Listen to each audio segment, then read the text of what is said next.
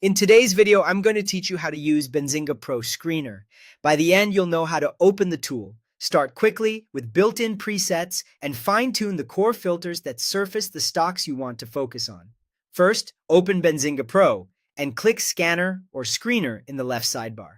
That takes you straight into the scanning workspace, where results update in real time as you make changes.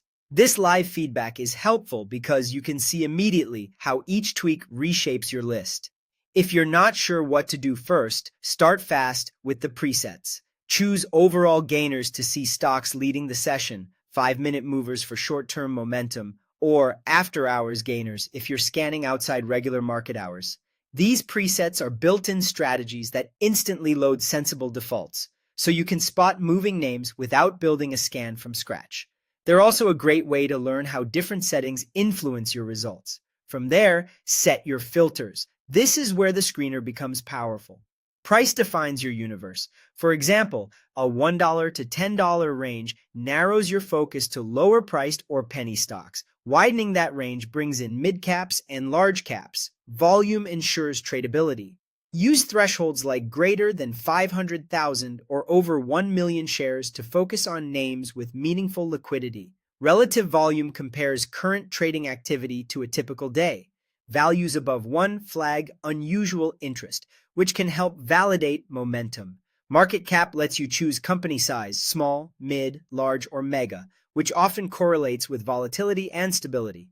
Percent change over 1 minute, 5 minutes, or daily helps you capture the time frame of momentum you care about. Combining a solid 5-minute move with healthy volume can help filter out thin, erratic moves. Float and short interest add context. A lower float can move quickly on news, while elevated short interest can contribute to sharper squeezes. Use with caution, because these names can be volatile. As you adjust each filter, watch the results update. Start broad, then tighten one variable at a time so you can see exactly what removes or adds symbols. Avoid overfiltering. It's easy to exclude strong candidates by stacking limits too aggressively. During after-hours sessions, remember that volume is naturally lighter, so consider lowering your volume threshold when using the after-hours gainers preset. When your list looks right, review the symbols and keep iterating. The more you combine presets with thoughtful filters, the faster you'll zero in on the setups that match your approach.